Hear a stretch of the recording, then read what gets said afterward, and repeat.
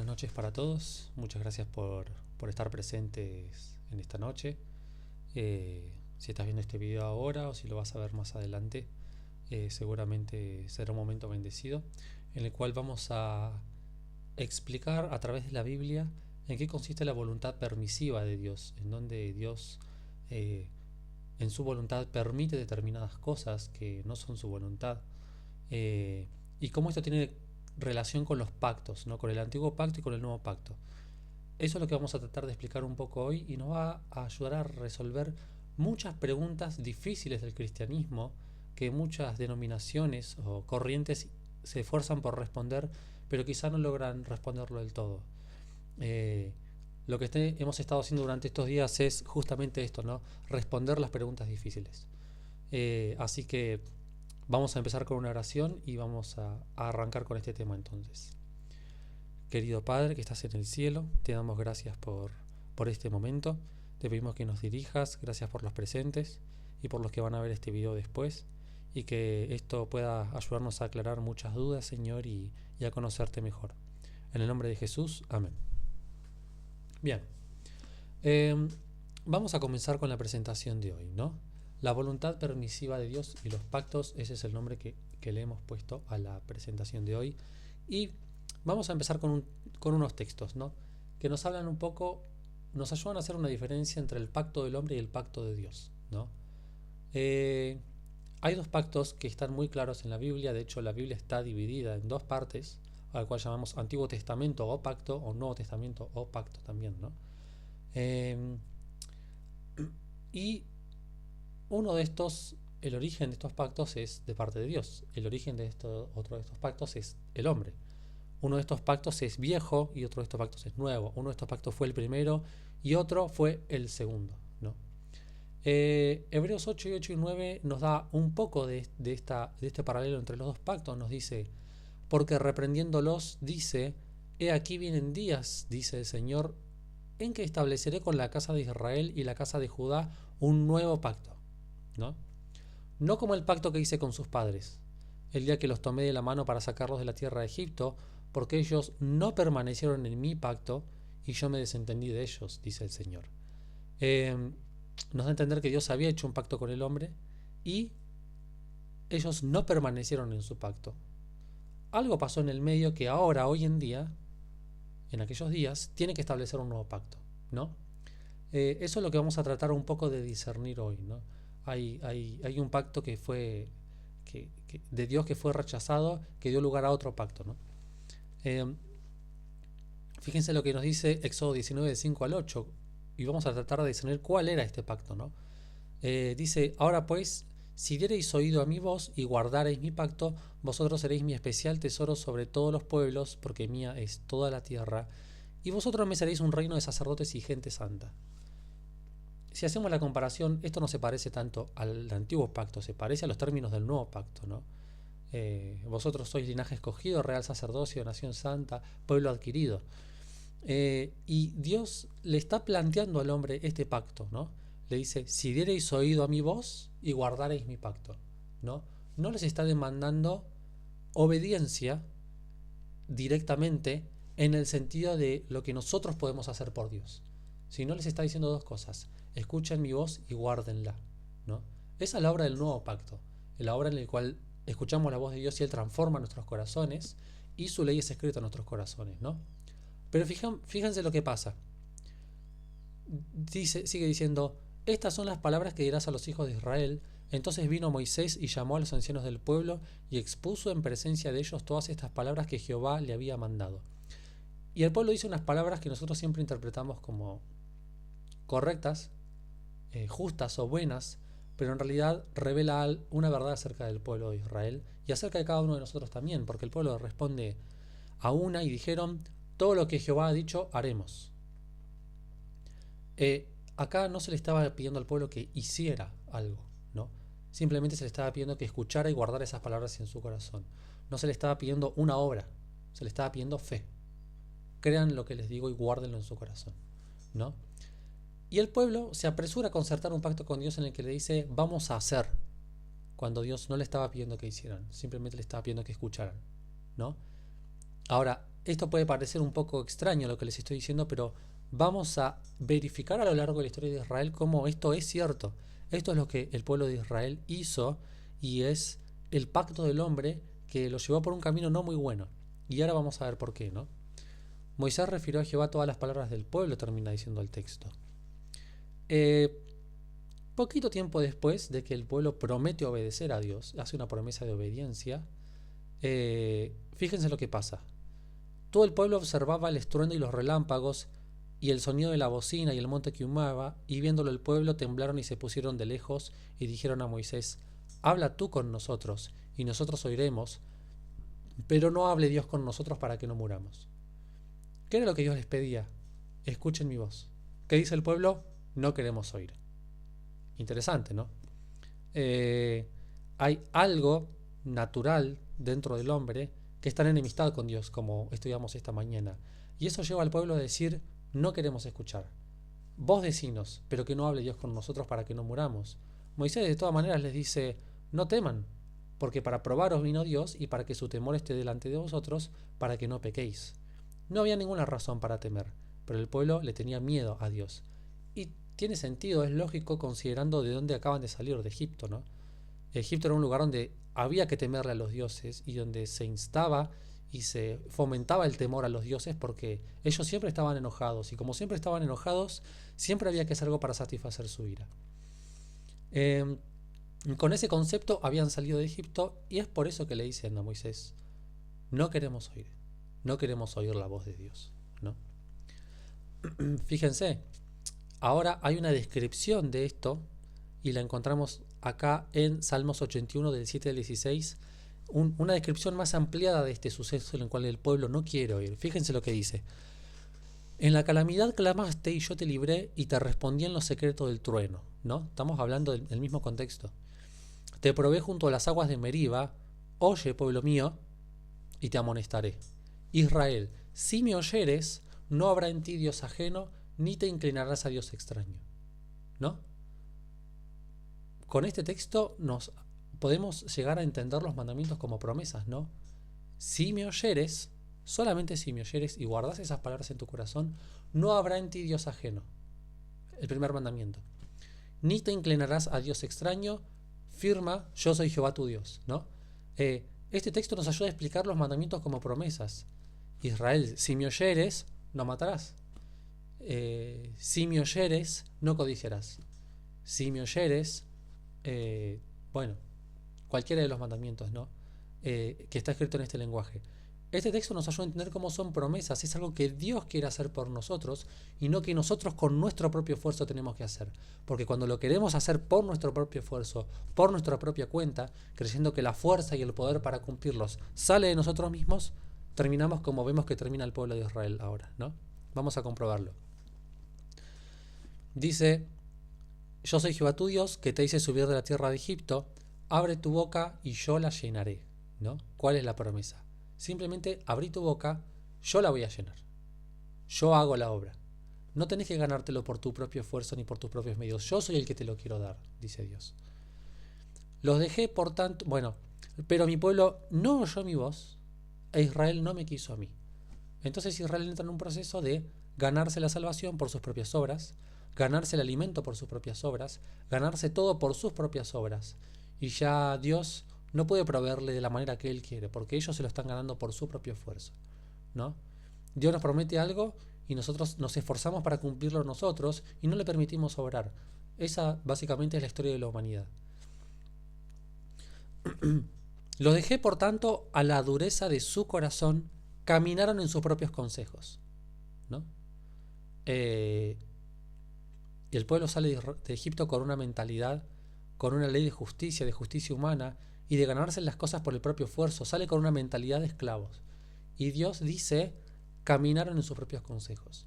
Dios les permite que caminen en esas leyes que gobernaban sus mentes y gobernaban sus corazones. Oh, si me hubiera oído mi pueblo, si en mis caminos hubiera andado Israel, en un momento habría yo derribado a sus enemigos y vuelto mi mano contra sus adversarios. ¿Qué nos dice la historia del pueblo de Israel? Ellos por sus propios esfuerzos iban y peleaban. No le dejaron a Dios hacer el milagro. Fueron y pelearon. Los que aborrecen a Jehová se le habrían sometido y el tiempo de ellos sería para siempre. ¿El tiempo de quién? De los que aborrecen a Jehová. Jehová quería salvar la vida de todos. Jehová pretendía salvar la vida de todos, de ellos, incluso de sus enemigos, de los cuales iban a conquistar la tierra, y el tiempo de ellos sería para siempre, simplemente por aprender del pueblo de Israel. Les sustentaría Dios con lo mejor del trigo y con miel de la peña les saciaría. Entonces, este texto nos habla de algo, de un problema que tuvo el pueblo de Israel que no quiso oír, y al no querer oír, tiene que empezar a esforzarse por sí mismo para cumplir todo lo que Dios en realidad quería darles, ¿no? Y pretenden empezar a ganárselo por sus propios medios. El pueblo de Israel no quiere oír. Fíjese que en Jeremías 7, del 22 al 28, tenemos algo muy similar, una descripción muy similar. Fíjense, Dios dice: porque no hablé yo con vuestros padres, ni nada les mandé acerca de holocaustos y de víctimas el día que los saqué de la tierra de Egipto. ¿No? Leímos en Éxodo 19 recién, no les había mandado nada acerca de holocaustos, ¿no? Cuando uno hace sacrificios para obtener el perdón de Dios, ¿qué está intentando? Cuando yo haga esta obra, vos me vas a aceptar. Vos la vas a aceptar y me vas a perdonar, ¿no? Queremos ganarnos la salvación por nuestros propios esfuerzos cuando hacemos esta clase de sacrificios. Mas esto les mandé diciendo: escuchad mi voz. Eso es todo lo que Dios pedía. Escuchad mi voz, y seré a vosotros por Dios, y vosotros me seréis por pueblo, y andad en todo camino que os mande para que os vaya bien. Y no oyeron ni inclinaron su oído. Nuevamente se nos repite, Israel no escuchó. No quiso escuchar, lo declararon con su boca y después no escucharon. Antes caminaron en sus propios consejos, en la dureza de su corazón malvado. O sea, caminaron en la dureza de su corazón malvado. Su corazón endurecido creía determinadas cosas acerca de la justicia del hombre, determinadas cosas acerca del castigo, determinadas cosas acerca de ganarse las cosas por el propio esfuerzo de uno, y en esos malos consejos, en ese corazón malvado caminaron, y Dios les permitió que caminaran en sus propios consejos. Y fueron hacia atrás y no hacia adelante, desde el día que vuestros padres salieron de la tierra de Egipto hasta hoy. Y os envié todos los profetas mis siervos, enviándolos desde temprano y sin cesar, pero no me oyeron ni inclinaron su oído, sino que endurecieron su cerviz e hicieron peor que sus padres. Tú pues les dirás todas estas palabras, pero no te oirán. Los llamarás y no te responderán, ¿no? Israel se había condenado a sí mismo a no escuchar. Les dirás, por tanto: esta es la nación que no escuchó la voz de Jehová su Dios ni admitió corrección. Pereció la verdad, y de la boca de ellos fue cortada. Jeremías 7, 22 al 28. ¿No? Entonces, en este acto del pueblo de Israel de caminar en sus propios consejos, de guiarse por su propia mentalidad para alcanzar la victoria, para alcanzar las bendiciones de Dios, pereció la verdad, ¿no? Y si pereció la verdad es porque triunfó el engaño, ¿no? Y ahí es donde entran todas estas leyes que no eran el plan de Dios, que existieran. Acá está la voluntad permisiva de Dios. Dios les permite caminar en esas leyes, y a través del hecho de caminar en esas leyes ellos pueden ver que realmente no son buenas. El hecho de caminar en leyes formuladas por su propia mentalidad, Dios les permite ver que esas leyes no son buenas, ¿no? Y ahí es donde abunda el engaño, en el hecho de considerar que esa es la voluntad de Dios cuando en realidad no lo era, ¿no? No era la voluntad de Dios que el pueblo de Israel caminara en estos consejos que de su propio corazón habían salido. Fíjense, Ezequiel 20, 24 al 25 y después el 39 nos dice lo siguiente: porque no pusieron por obra mis decretos, sino que desecharon mis estatutos y profanaron mis días de reposo, ¿no? No escucharon. Y tras los ídolos de sus padres se les fueron los ojos. Por eso yo también les di estatutos que no eran buenos y decretos por los cuales no podrían vivir. ¿Podemos vivir por decretos que nos mandan a hacer sacrificios? No, en el sacrificio no había ninguna virtud que a ellos los salvara. Entonces Dios les da estos estatutos a ellos para que vivan, para que caminen en ellos, pero a través de los cuales no podían alcanzar vida, ¿no? Y ellos necesitan hacer estas cosas vacías y estas formas vacías para darse cuenta que no pueden vivir por eso. Y a vosotros, oh casa de Israel, así ha dicho Jehová el Señor: andad cada uno tras sus ídolos y servidles, ¿no? Dios les da eso mismo que ellos tanto desean, se los da. Y les dice, andad cada uno tras sus ídolos y servidles, si es que a mí no me obedecéis, pero no profanéis más mi santo nombre con vuestras ofrendas y con vuestros ídolos, ¿no? Si nuestro corazón está tras un ídolo que no puede ver, no puede oír, ni puede hablar, ni puede salvarnos, y contemplamos eso, vamos a contemplar un Dios que no puede ver, no puede oír, no puede andar y no puede salvarnos. Si nosotros contemplamos uno de esos ídolos, vamos a considerar que Dios es así. Y cuando estamos contemplando un Dios que no puede ver, oír, andar ni salvarnos, vamos a considerar que necesitamos hacer las cosas por nuestra propia cuenta para salvarnos a nosotros mismos. Ese es el problema de los ídolos. Hoy se ve mucho en la adoración a las riquezas, en la adoración al dinero. Si solamente encontramos descanso en el hecho de tener billetes en nuestro bolsillo, estamos haciendo de un billete nuestro ídolo. Y como un billete no puede ver, no puede andar, no puede escuchar y no puede salvarnos, vamos a considerar que Dios es así y vamos a buscar hacer las cosas por nuestros propios medios. Y ese era el gran problema de los ídolos, ¿no? Por eso Dios nos dice que incluso no nos hagamos imágenes de Él mismo, porque al contemplar una imagen de Él mismo que no puede hacer nada, la imagen de Dios en nuestra mente va a ser transformada a eso mismo, ¿no? Jesús también dio estatutos no buenos cuando estaban en la tierra. Cuando los hombres insistían tanto en hacer algo que estaba en contra de la voluntad de Dios, Jesús les dice, bueno, háganlo, adelante con esto, a ver cómo les va y si pueden aprender de esto, ¿no? En Juan 2:19 Jesús les dice, respondió Jesús y les dijo, destruid este templo y en 3 días lo levantaré. Los fariseos estaban tan enseñados en destruir a Jesús que Jesús le dice, bueno, destruid este templo. No era la voluntad de Jesús que viniera alguien y lo matara y lo destruyera. Tampoco era la voluntad de Dios que Jesús muriera. Él no quería que su hijo fuera entregado a la muerte, pero tuvo que ser entregado. Como estudiamos esta mañana, explicamos todas las razones, ¿no? Y Jesús les dice, adelante, destruyan este templo. Lo mismo pasa con Judas en la Santa Cena. Y después del bocado, Satanás entró en él, entonces Jesús le dijo, lo que vas a hacer, hazlo más pronto, ¿no? Le da su propia voluntad y le dice, camina por este camino no bueno, a ver si podés aprender de él. Y recién cuando reconozcas que este camino no te sirve, vas a venir a mí y recién ahí vas a aceptar mi ayuda. Recién ahí me vas a empezar a escuchar, ¿no? Ahora, Jesús dio estatutos no buenos, pero también enseñó los estatutos buenos para los que tenían los oídos abiertos. Él dijo, el que tiene oído para oír, oiga. Mateo 19, del 3 al 8, él nos dice lo siguiente. Entonces vinieron a él los fariseos, tentándole y diciéndole, ¿es lícito al hombre repudiar a su mujer por cualquier causa? Estaba en la ley de Moisés. Formaba parte de estos estatutos no buenos que Dios les había dado. Dios les había permitido seguir esas leyes y les dijo, y él mismo se las dio para que ellos pudieran comprobar. Tenía que venir de Dios para que ellos tuvieran el deseo de obedecerlas, ¿no? Tuvieran el impulso de obedecerlas. Entonces él le da las leyes que están en su propio corazón y les dice, él respondiendo les dijo, ¿no habéis leído que el que los hizo al principio, varón y hembra los hizo? Y dijo, por eso el hombre dejará padre y madre y se unirá a su mujer y los dos serán una sola carne. Así no son ya más dos, sino una sola carne, por tanto lo que Dios juntó, no lo separe el hombre. Y como fariseo, si uno escuchaba esto, lógicamente, lo que este tipo me está diciendo está en contra de la ley de Moisés. Vamos a apedrearlo, ¿no? Eso es lo que pensaba un fariseo.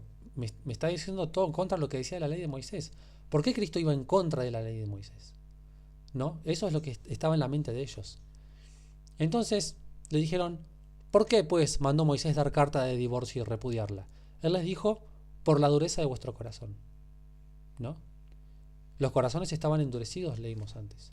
Y las leyes formuladas por un corazón endurecido son leyes de la justicia humana, son leyes de castigo, son leyes de venganza, son leyes de rechazo, de expulsión, de repudio, de todo lo que es contrario al carácter de Dios. Entonces, existió el divorcio por la dureza del corazón de los hombres. Y existe el divorcio por la dureza del corazón de los hombres.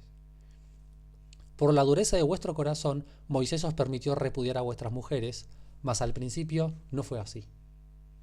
Al principio, el primer pacto, el pacto que Dios pretendía hacer con el hombre. A continuación, el pacto del hombre, en el cual el hombre manifiesta lo que hay en su corazón en las leyes y Dios le da esas mismas leyes, las permite para que ellos puedan ver que no llevan a la vida. Y luego de esto, Dios les dice, una vez que estén dispuestos a oírme, ahí sí me van a escuchar y voy a transformar su corazón. Primero el primer pacto, el pacto de Dios. Luego el segundo pacto, el pacto del hombre, el que no puede dar vida. Y a continuación, nuevamente Dios se acerca a la humanidad para decirle, escuchen mi voz esta vez, ahora sí, ¿no? El nuevo pacto o el primer pacto. Y esto ahora vamos a comprobarlo en el pueblo de Israel, en la promesa que Dios le hacía de entrarlos en la tierra prometida. Y este es el ejemplo más claro que tenemos en la Biblia si nosotros estudiamos y escuchamos todas las palabras que Dios le dijo a los israelitas y después vemos qué es lo que hizo el pueblo de Israel de manera contraria, ¿no? Fíjense cuál era la promesa de Dios a Israel. Éxodo 3, 16 al 17 dice lo siguiente: Ve y reúne a los ancianos de Israel y diles: Jehová, el Dios de vuestros padres, el Dios de Abraham, de Isaac y de Jacob, me apareció diciendo: En verdad os he visitado y he visto lo que se hace en Egipto, y he dicho: yo os sacaré de la aflicción de Egipto. Dios dice: yo lo voy a hacer. A la tierra del cananeo, del eteo, del amorreo, del fereceo, del heveo y del jebuseo, a una tierra que fluye leche y miel, ¿no? Y Dios dice: yo lo voy a hacer a eso. Y puede parecer una cuestión lingüística solamente, en donde Dios dice que yo lo voy a hacer, ¿no? Pero vamos a darnos cuenta que Él dice muchas veces esto, y lo remarca mucho, ¿no? Que Él es el que lo iba a hacer. Y eso está escrito así por una razón. Dice: y os tomaré por mi pueblo, y seré vuestro Dios, y vosotros sabréis que yo soy Jehová, vuestro Dios, que os saco de debajo de las tareas pesadas de Egipto.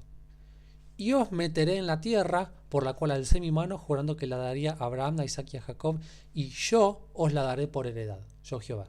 Me olvidé de poner la referencia acá y no me acuerdo cuál era, pero después si alguien la necesita me la puede pedir, ¿no? Entonces, Dios sigue remarcando que es Él el que lo va a hacer. No lo va a hacer el pueblo. El pueblo no se va a ganar la tierra por su propia cuenta. Yo los voy a meter en la tierra, les dice Dios, ¿no? Deuteronomio 6, 18 y 19.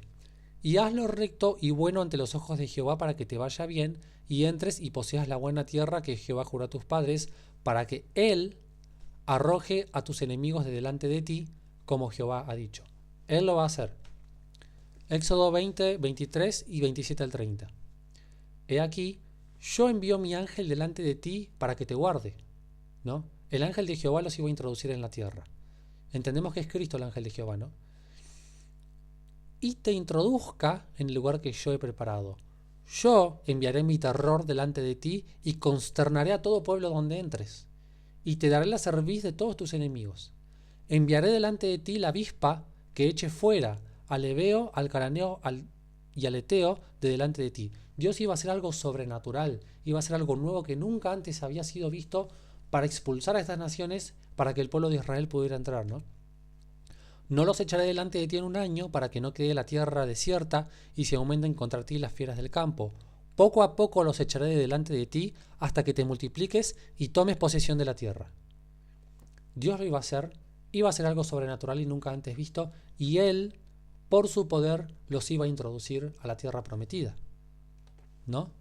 Dios sigue prometiendo. Levítico 18, 24 al 28. En ninguna de estas cosas os amancillaréis.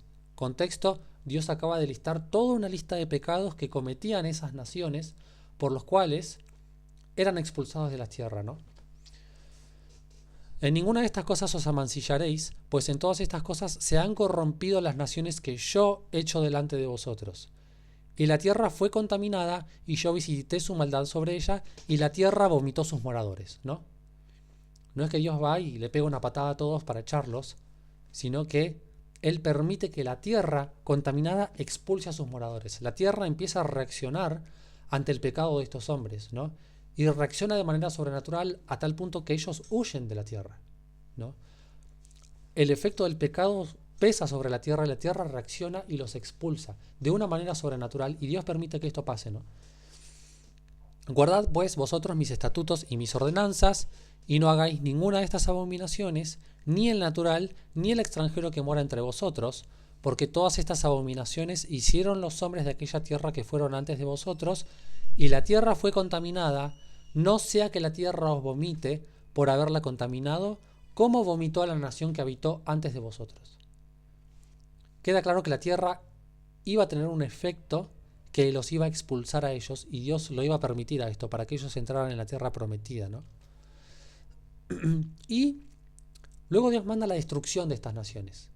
¿Y cómo es la destrucción de estas naciones? ¿Cómo es que Dios las manda a destruir? Dios dice que las destruyan y especifican qué es lo que hay que destruir de estas naciones, ¿no? Y fíjense por qué es muy interesante. Él dice en Éxodo 34 del 10 al 16, y él contestó: he aquí, yo hago pacto delante de todo tu pueblo. Haré maravillas que no han sido hechas en toda la tierra, ni en nación alguna, y verá todo el pueblo en medio del cual estás tú la obra de Jehová, porque será cosa tremenda la que yo haré contigo. Iba a ser algo tremendo, iba a ser algo sobrenatural. Guarda lo que yo te mando hoy.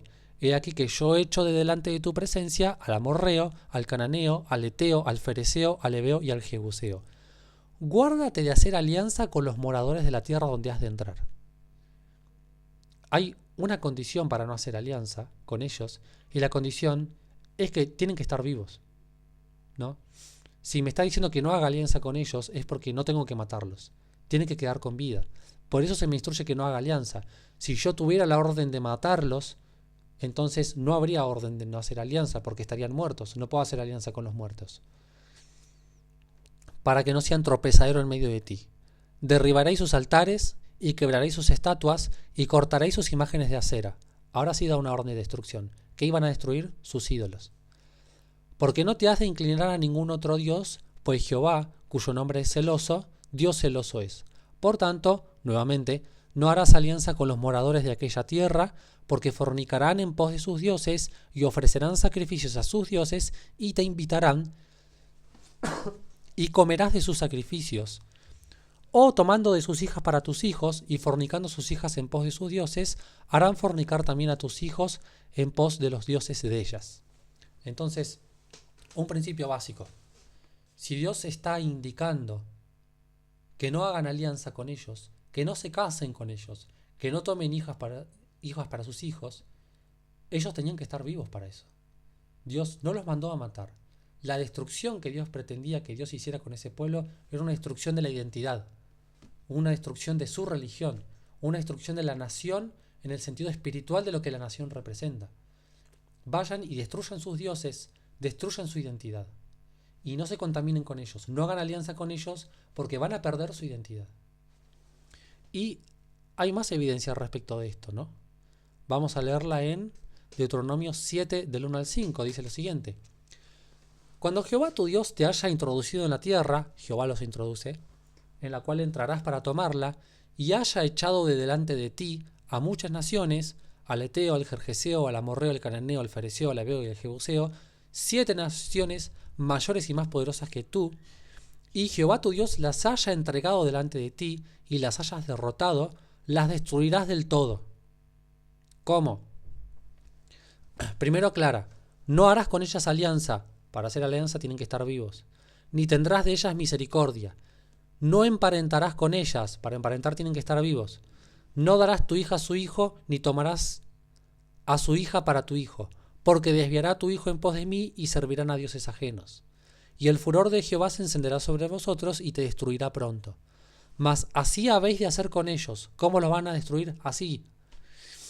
Sus altares destruiréis y quebraréis sus estatuas y destruiréis sus imágenes de acera y quemaréis sus esculturas en el fuego. ¿No? ¿Cómo los iban a destruir? Iba a ser una destrucción de la religión y de la identidad de esa nación, destruyendo los dioses, no destruyendo la nación. La nación iba a huir de delante de ellos, no iba a morir. Así es como Dios pretendía que se hiciera la destrucción. Ahora, llegando a la tierra prometida, Dios dice lo siguiente: mirad, yo os he entregado a la tierra, entrad y poseed la tierra. ¿Qué tenían que hacer ellos? Entrar y poseerla. ¿Qué tenían que hacer ellos en cuanto a los mandamientos? Escuchar y guardar las palabras. No tenían que hacer ningún esfuerzo de su parte. Ahora para entrar a la tierra lo mismo. Tenían que entrar y poseerla, simplemente entrar. No tenían que hacer ninguna guerra de su parte, ni ningún esfuerzo para obtenerla. Dios se las daba. Entraban y la poseían. Entren. Poseed la tierra que Jehová juró a vuestros padres Abraham, Isaac y Jacob, que les daría a ellos y a su descendencia después de ellos. Entonces os dije, habéis llegado al monte del Amorreo, el cual Jehová nuestro Dios nos da. Mira, Jehová tu Dios te ha entregado la tierra, sube y toma posesión de ella. Es todo lo que tenían que hacer, subir y tomarle posesión. Como Jehová el Dios de tus padres te ha dicho, no temas ni desmayes. ¿Y qué pasa? Y vinisteis a mí todos vosotros y dijisteis, enviemos varones delante de nosotros que reconozcan la tierra. Conocemos la historia. Eso terminó mal, ¿no? ¿Qué demostró el pueblo? Falta de fe.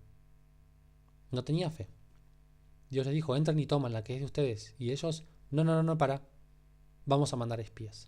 Y eso salió de los hombres. Fue una idea que se originó en el hombre. Y a su regreso nos traigan razón del camino por donde hemos de subir y de las ciudades a donde hemos de llegar, ¿no? Fíjense el reporte de los espías. Dice, mas los varones que subieron con él dijeron, no podremos subir contra aquel pueblo. ¿Cuál era la orden de Dios? Suben y tómanla, es para ustedes.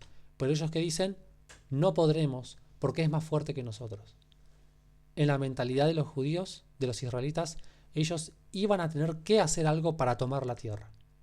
Iban a tener que hacer algo, iban a tener que esforzarse para tomar la tierra y se creían incapaces porque estaban confiando en sus propias fuerzas y no en las fuerzas de Dios que les daba la tierra. Y hablaron mal entre los hijos de Israel de la tierra que habían reconocido, diciendo, la tierra por donde pasamos para reconocerla es tierra que traga a sus moradores. Obviamente, Dios les había dicho antes, la tierra esta a la cual están por entrar vomita a sus moradores. La tierra está reaccionando en contra de ellos porque la contaminaron con sus pecados. Obvio que se tragaba a sus moradores. Y todo el pueblo que vimos en medio de ella son hombres de grande estatura. Y después más adelante dice, por tanto, ahora alguien habla en favor de Dios, no seáis rebeldes contra Jehová. ¿En qué estaban siendo rebeldes? En que no estaban obedeciendo su palabra. ¿Cuál era su palabra? Entren y tómenla. Ni temáis al pueblo de esta tierra, porque nosotros los comeremos como pan. Su amparo se ha apartado de ellos. ¿Por qué se había apartado de ellos? ¿Se acuerdan qué hace Dios en su ira? Se aparta. Estaban tan contaminados y tan rebeldes contra Dios que Dios no pelea contra ellos. Se aparta. Estaban desprotegidos. La tierra estaba actuando en contra de ellos. Iban a huir y el pueblo iba a poder entrar libremente, ¿no? Y con nosotros está Jehová, no los temáis, ¿no? Pero Israel va con una mentalidad de guerra. Ellos piensan que tienen que ganar por la guerra. Y es casi ridículo lo que le dicen a Dios, porque después de Dios haberles dicho tantas veces que Él iba a hacer algo extraordinario, que Él los iba a introducir en la tierra, que no había necesidad de que ellos entraran por la guerra, Dios les iba a dar la tierra, ellos dicen, entonces respondisteis y me dijisteis, hemos pecado contra Jehová, nosotros subiremos y pelearemos conforme a todo lo que Jehová nuestro Dios nos ha mandado. Nunca les había mandado Dios que entraran por la guerra. Nunca les había mandado Dios que subieran y pelearan. No escuchaban la voz de Dios. Por alguna razón, ellos creían, y es por la mentalidad de guerra con la que ellos tenían y por la mentalidad de esclavitud con la que habían salido de Egipto, ellos dicen, subiremos y pelearemos conforme a lo que Jehová nos ha dicho. Jehová no les había dicho eso nunca. Nunca les había dicho que subieran y pelearan. Les había dicho que entraran y destruyeran, y lo que tenían que destruir era la identidad del pueblo, los dioses del pueblo, no al pueblo. Por eso les da indicaciones de no casarse con ellos, porque no tenían que morir. Entonces Israel hizo voto a Jehová y dijo, si en efecto entregares este pueblo en mi mano, yo destruiré sus ciudades. Recuerden que la ira de Dios ya se había manifestado contra estos pueblos, porque se habían rebelado contra Dios. Entonces Dios se había apartado de ellos. Por lo tanto, si Israel subía y peleaba, los iba a vencer, porque Dios se había apartado de ellos, ¿no? Por eso están entregados en las manos de Israel. Y al estar entregados en las manos de Israel, Dios les indica, destruyan sus dioses, ¿no? Y Jehová escuchó la voz de Israel y entregó al cananeo y los destruyó a ellos y a sus ciudades y llamó el nombre de aquel lugar Horma. Horma significa destrucción, ¿no? Dios había entregado a estos pueblos en la mano de los israelitas. Y en la mano de los israelitas debieron haber obtenido misericordia de los israelitas, pero obtuvieron destrucción de parte de los israelitas, ¿no? No era ese el plan de Dios, pero fue lo que sucedió porque el pueblo de Israel no quiso escuchar. No escuchó y dice estas cosas como las que leemos en el texto de arriba, en Deuteronomio 1:41, ¿no? ¿Cuál es la voluntad de Dios realmente? Él le dijo, sal fuera y ponte en el monte delante de Jehová. Está hablando de Elías. Y aquí Jehová que pasaba, y un grande y poderoso viento que rompía los montes y quebraba las peñas delante de Jehová, pero Jehová no estaba en el viento. Y tras el viento un terremoto, pero Jehová no estaba en el terremoto. Y tras el terremoto un fuego, pero Jehová no estaba en el fuego. Y tras el fuego un silbo apacible y delicado. La voz de Dios es para nosotros como un silbo apacible y delicado. Él no nos va a hablar en el idioma del terremoto, ni en el idioma del fuego, ni en el idioma del viento que rompe los montes. Él nos habla en el idioma de un silbo apacible y delicado y dice lo que diría un silbo apacible y delicado, ¿no? Así es como Dios habla, y por eso tenemos que abrir nuestros oídos para escucharlo, porque es apacible y delicado su silbo, ¿no? Zacarías 4:6 dice, entonces respondió y me habló diciendo, esta es la palabra de Jehová a Zorobabel que dice, no con ejército ni con fuerza, sino con mi espíritu, ha dicho Jehová de los ejércitos. Con su espíritu ellos debieron haber entrado a la tierra prometida, pero entraron con ejército y con fuerza, y destruyeron y mataron a muchos, ¿no? Esto también está en las palabras de Jesús. Mateo 26:52 dice, entonces Jesús le dijo, vuelve tu espada a su lugar, porque todos los que tomen a espada perecerán, ¿no? Uno cosecha lo que siembra. Si vos tomás espada, vas a terminar pereciendo espada, seguramente, porque vas a estar cosechando lo que sembraste. Y eso le pasó exactamente al pueblo de Israel. Entraron con espada y la espada se les volvió contra ellos de parte de todas las naciones. Si ellos hubieran entrado con el poder de Dios, las demás naciones nunca se le hubieran acercado porque hubieran dicho, Dios está con ellos, contra Dios no podemos. Pero como entraron por espada, ellos vieron la fuerza de ellos, no vieron la fuerza de Dios. Los enemigos no vieron la fuerza de Dios, vieron la fuerza de los israelitas y dijeron, bueno, contra los israelitas sí podemos. Y las espadas se le volvió y hasta el día de hoy, todavía, esa mentalidad sigue grabada en sus mentes y siguen recibiendo espada. Hasta el día de hoy, ¿no? Como nación. Mateo 5:21 y 22 dice lo siguiente, oíste que fue dicho a los antiguos, no matarás, y cualquiera que matare será culpable de juicio, pero yo os digo que cualquiera que se enoje contra su hermano será culpable de juicio, y cualquiera que le diga necio a su hermano será culpable ante el concilio, y cualquiera que le diga fatuo quedará expuesto al infierno de fuego, ¿no? Incluso en las palabras está el poder de matar. La vida y la muerte están en poder de la lengua, dice Salomón en Proverbios, ¿no? Mateo 5:44 y 45 nos dice, pero yo os digo, amad a vuestros enemigos. Eso es lo que tendrían que haber hecho los israelitas. Hubieran amado a sus enemigos si hubieran quitado de en medio a sus enemigos los dioses que Dios les había mandado que quitaran. Los hubieran bendecido quitando esos dioses de en medio de ellos. Bendecid a los que os maldicen, haced bien a los que os aborrecen y orad por los que os ultrajan y os persiguen, para que seáis hijos de vuestro Padre que está en los cielos, ¿no? El hijo hace lo que hace su padre, que hace salir su sol sobre malos y buenos y que hace llover sobre justos e injustos. Como dije esta mañana, tanto el sol como la lluvia, ambos son una bendición. Y Él lo hace salir sobre malos y buenos y hace llover sobre justos e injustos.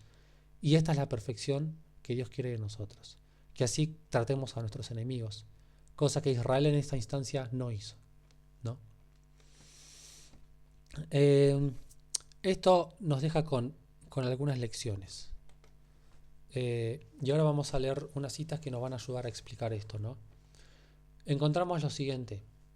Encontramos que el antiguo pacto, el viejo pacto o el pacto del hombre consiste en, uno, buscar la salvación por sus propios medios, buscar la victoria por sus propios medios y cumplir las promesas que Dios nos hizo a nosotros en realidad. Mientras que el nuevo pacto consiste en escuchar la voz de Dios y dejar que Dios cumpla sus promesas y no tratar de cumplirlas por nosotros mismos, ¿no? Todo esto hemos comprobado con la Biblia Y ahora voy a usar algunas citas que nos ayudan a explicar y ampliar esto que presenté hasta ahora. Fíjense esta cita.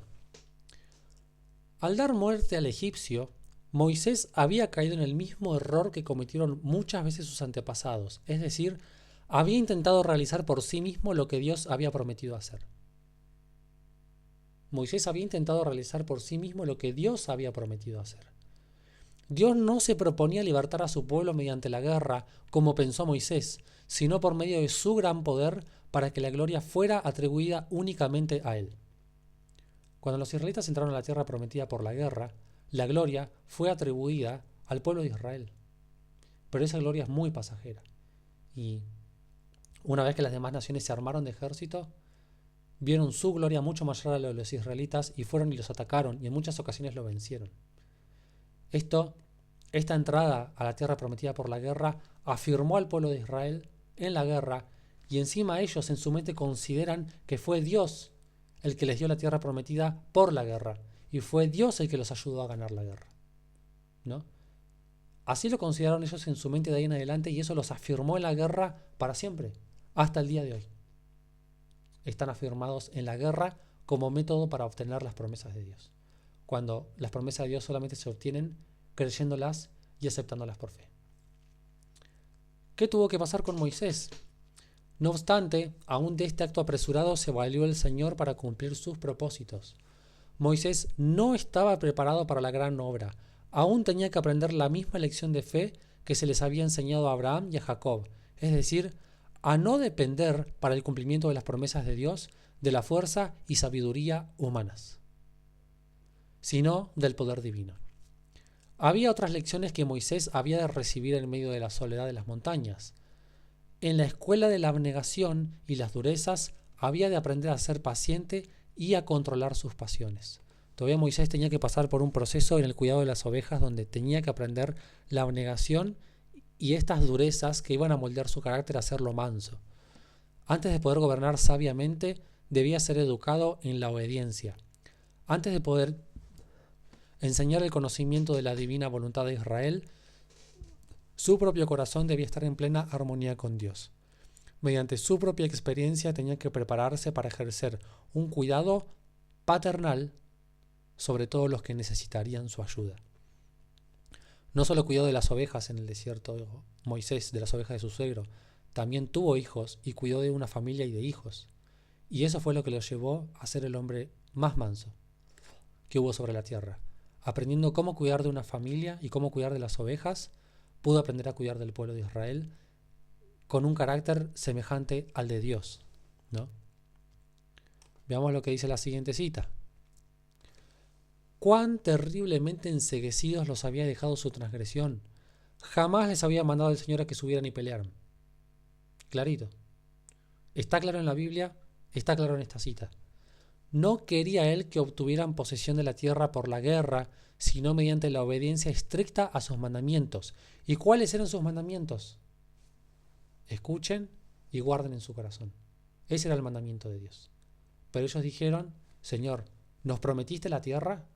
¿Vas a darnos la tierra? Bueno, vamos a ganárnosla por la guerra. Va a ser nuestro esfuerzo, no va a ser el tuyo. Y así no permiten que Dios les cumpla sus promesas y exactamente lo mismo hacemos nosotros cada día, lamentablemente. Dios los llevó al Sinaí, manifestó allí su gloria, les dio la ley, con la promesa de grandes bendiciones siempre que obedecieran. Ahora pues, si dais oído a mi voz y guardáis mi pacto, vosotros me seréis un reino de sacerdotes y gente santa, ¿no?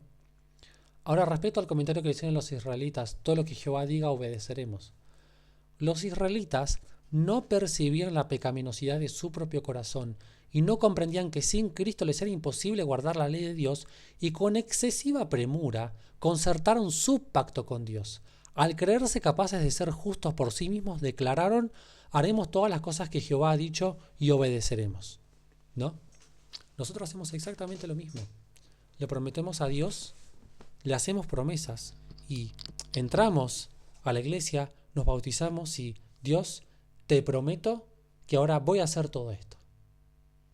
Y poco tiempo después fallamos, ¿no? Dios dice en su palabra, mejor es no prometer que prometer y no cumplir. Pero todos pasamos por este proceso. Todos prometimos, todos fallamos y todos admitimos que necesitamos de la gracia de Dios para ayudarnos a cumplir las promesas. Para que Él cumpla las promesas a través de nosotros y podamos hacer su voluntad, porque Él es el que está haciendo su voluntad en nosotros. Y no nosotros por nuestra propia fuerza. ¿No? Por eso hay tantos opositores de la teoría de que vamos no podemos dejar de pecar, porque están considerando que es por nuestro propio esfuerzo, y vemos que por nuestro propio esfuerzo es imposible. Dios lo hace en nosotros, Dios nos transforma y Él cumple eso en nosotros. Y así es como podemos dejar de pecar antes de la venida de Cristo, ¿no? Él es el que lo hace, no somos nosotros los que lo hacemos. Habían presenciado la grandiosa majestad de la proclamación de la ley y habían temblado de terror ante el monte, y sin embargo, apenas unas pocas semanas después, quebrantaron su pacto, el pacto del hombre, con Dios, al postrarse a adorar una imagen fundida. No podían esperar el favor de Dios por medio de un pacto que ya habían roto, y entonces, viendo su pecaminosidad y su necesidad de perdón, llegaron a sentir la necesidad del Salvador. Dios les tiene que permitir que caminen en sus propios mandatos que no son buenos y demostrar que no pueden cumplirlos para recién ahí clamar por misericordia. En su mente la misericordia no entraba. Todo era justicia, justicia humana. Todo era castigo, todo era venganza, todo era ojo por ojo y diente por diente. Recién ahí, cuando ven que eso no les da vida y que ni siquiera ellos mismos pudieron cumplir sus propias leyes, eso los lleva a clamar por la necesidad de un Salvador. Wow, necesitamos a alguien que nos salve y alguien que nos salve de nosotros mismos. Revelado en el pacto de Abraham y simbolizado en los sacrificios, de manera que mediante la fe y el amor se vincularon con Dios como su libertador de la esclavitud del pecado. Ya estaban capacitados para apreciar las bendiciones del nuevo pacto en ese momento, en el desierto. Eso los capacitaba para apreciar las bendiciones del nuevo pacto. Eso nos demuestra que el antiguo pacto y el nuevo pacto no es algo que está limitado a un periodo de tiempo. Es una experiencia del ser humano. Todos entramos por el nuevo pacto, todos entramos por el antiguo pacto para llegar al nuevo pacto. Todos tenemos que entrar, fallar y admitir que necesitamos de Cristo para que cumpla las promesas en nosotros recién ahí, ¿no? El antiguo pacto y el nuevo pacto es un proceso por el cual todo ser humano tiene que pasar y no tiene que ver con fechas ni con tiempos, ¿no? Sigo adelante. Y sigue explicando. Los términos del pacto antiguo eran obedece y vivirás, no obediencia. Por tu propio esfuerzo tenés que obedecer y tenés que ganártelo. El hombre que los cumpla, gracias a ellos vivirá. Pero maldito el que no confirme las palabras de esta ley para cumplirlas. Entonces, el antiguo pacto sí, obediencia. Obedece y vas a vivir. Hacé estas cosas y vas a vivir. Es la salvación por obras. Pero por obras no podemos salvarnos. Pero Dios les permite que caminen en la salvación por obras para darse cuenta que eso no puede salvarlos verdaderamente. Y hoy seguimos caminando en la salvación por obras. Cada vez que condenamos a una persona por hacer esto o por estos detalles específicos, cada vez que la condenamos le estamos diciendo, no estás haciendo la obra, no te vas a salvar. Y le estamos enseñando la salvación por obras. El nuevo pacto se estableció sobre mejores promesas. Quiere decir que las del antiguo pacto eran peores. La promesa del perdón de los pecados y de la gracia de Dios para renovar el corazón y ponerlo en armonía con los principios de la ley de Dios. El antiguo pacto es, obedezcan por cuenta propia esto y van a vivir. El nuevo pacto es, bien, ¿admitieron que no pueden hacer eso por sí mismos? Entonces, les voy a transformar el corazón porque este es el camino. Yo les voy a transformar el corazón y ustedes van a obedecer, porque yo les transformé el corazón primero. Pero este es el pacto que haré con la casa de Israel después de aquellos días, dice Jehová. Pondré mi ley en su mente, no en tablas. No la leían de tablas. Estaba escrita en su mente. Y si está escrita en la mente, naturalmente cumplimos porque fue escrita en nuestra mente. No por esfuerzo nuestro, sino porque Dios lo hizo. Pondré mi ley en su mente y la escribiré en su corazón, porque perdonaré la maldad de ellos y no me acordaré más de su pecado. ¿No? Y leo la última cita. Dice lo siguiente. La misma ley que fue grabada en tablas de piedra, es escrita por el Espíritu Santo sobre las tablas del corazón, ¿no? ¿Qué diferencia habría si hoy tuviéramos las tablas acá? Si apareciera el arca y encontramos las tablas y yo pudiera tenerlas acá en mi casa. Sería como leerlas de la Biblia. Sería leer letras. Leer la letra no transforma. Contemplar a Dios, que es un reflejo de su ley, sí transforma. ¿Y quién escribe eso en nosotros? El Espíritu Santo, el Espíritu de Cristo. Él lo escribe en nuestro corazón. No es un esfuerzo nuestro. Yo me la puedo memorizar de punta a punta toda la ley, como hacen los judíos. Pero escribirla en la mente y en el corazón, solo Cristo puede hacer eso. En lugar de tratar de establecer nuestra propia justicia, como hicieron los israelitas, aceptamos la justicia de Cristo. Su sangre expía nuestros pecados, su obediencia es aceptada en nuestro favor. Entonces el corazón renovado por el Espíritu Santo producirá los frutos del Espíritu. ¿Cuáles eran los frutos del Espíritu? ¿Se acuerdan? Amor, gozo, paz, paciencia, benignidad, bondad, fidelidad, mansedumbre, dominio propio. Al poseer el Espíritu de Cristo, andaremos como Él anduvo. Por medio del profeta, Cristo declaró respecto de sí mismo: el hacer tu voluntad, Dios mío, me ha agradado, y tu ley está en medio de mi corazón. Eso está en Salmos 48. Y cuando vivió entre los hombres, dijo: no me ha dejado solo el Padre, porque yo, lo que a Él le agrada, hago siempre. ¿Nos gustaría poder decir eso? Nos encantaría poder decir eso, decir: lo que a Él le agrada, hago siempre. Bueno, Cristo hace eso en nosotros, no es un esfuerzo propio. Pidámosle a Él que nos transforme el corazón. Y termina la cita,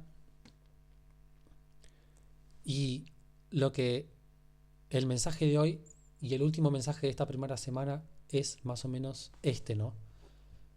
Dios en el pasado ha permitido que el pueblo de Israel camine en sus propias leyes, salidas de su propia mentalidad de esclavitud y de muerte y de temor a Dios, de miedo a Dios que habían obtenido en Egipto. Y Dios les demuestra que esas cosas no pueden darles vida. Y tienen mandatos, hay mandamientos, a tal apedréenlo, porque esa era su justicia. La justicia del hombre es esa, la venganza a través del apedreamiento, a través del castigo, a través de la muerte, el ojo por ojo y el diente por diente. Dios les da esos mandamientos que nos pueden dar vida. Y recién cuando se dan cuenta que no pueden cumplirlos, recién ahí es que ellos pueden admitir, pueden reconocer su incapacidad y pueden acercarse a Cristo, ¿no? Es como mis hijas en algunas ocasiones demandan que yo haga justicia entre ellas, pero quieren que haga justicia de la manera que ellas me lo plantean, ¿no? Ella me hizo esto, entonces vos hacele esto, entonces vos decile esto. ¿Cuál es mi voluntad? Mi voluntad es: no, ¿por qué voy a hacer una cosa así? Perdónense y ámense. Eso es lo ideal. Pero ellos demandan que haya un castigo. Y en ocasiones hago eso y les demuestro que eso no resuelve el problema. Lo que resolvería el problema sería que tengan la ley de Dios escrita en su corazón, que se amen y que se perdonen, ¿no? Eso pasa en muchos casos y a muchos padres les pasa. ¿Cuál es mi ideal? Que haya amor y perdón. Pero ¿cuál es el problema del hombre? Que quiere que haya castigo y venganza. Dios le permite eso al pueblo de Israel, ¿no? Él les permite eso al pueblo de Israel y les demuestra que eso no puede darles vida. Y que el esfuerzo no es nuestro. El esfuerzo nunca es nuestro. El milagro siempre viene de parte de Dios. Él es el que nos introduce en la tierra prometida. Y tenemos que permitirle a Él cumplir sus promesas.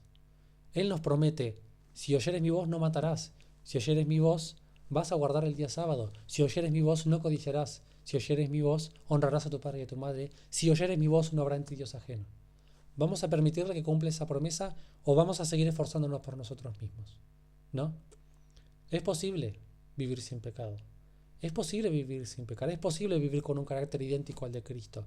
Es posible llegar al fin manifestando el carácter de Cristo. Pero es Él el que lo hace en nosotros y no es por nuestro propio esfuerzo, y ahí está la clave. Mientras creamos que es por nuestro propio esfuerzo y que nosotros tenemos que cumplir las promesas de Dios, nos va a parecer y nos va a ser imposible. Pero Dios es el Dios que cumple las promesas. Démosle el lugar para que Él haga eso realidad de nosotros. El tema que vamos a estar viendo la próxima, ya iniciando la semana 2, ya hemos desarrollado la mayoría de los puntos principales acerca del carácter de Dios y vamos a ver algunas cosas más específicas y vamos a aplicar el carácter de Dios a ciertas cosas. Vamos a estar un poco hablando de la identidad del ser humano, del valor de dónde lo obtiene, acerca de la familia. Vamos a estar estudiando el tema de las fiestas también, el tema del sábado, cuál es el significado del sábado y lo que significa para nosotros, y algunas cositas más que vamos a estar viendo durante la semana siguiente, ¿no? Y se pone más interesante, así que por favor continúen y avancen viendo estos temas y escuchándolos. Nuestro próximo tema va a ser el domingo a las 10:30. Va a ser el único tema que tengamos el domingo y a partir del lunes retomamos teniendo 2 temas por día. ¿Les parece si oramos para cerrar? Querido Padre, te damos gracias por esta semana en la que hemos podido aprender mucho acerca de ti, mucho acerca de tu carácter. Ayúdanos a contemplarte de esta manera y pon todas tus palabras en nuestro corazón, tu ley en nuestra mente y en nuestro corazón, que podamos escucharte, que podamos quererte, que podamos manifestar fe, la fe de Jesús, que es la más grande que existe, Señor. La fe y la confianza que tu Hijo tiene en ti como Padre. Que puedas darnos la fe de Jesús para que podamos creer todas tus palabras y podamos ser transformados y moldeados por ella.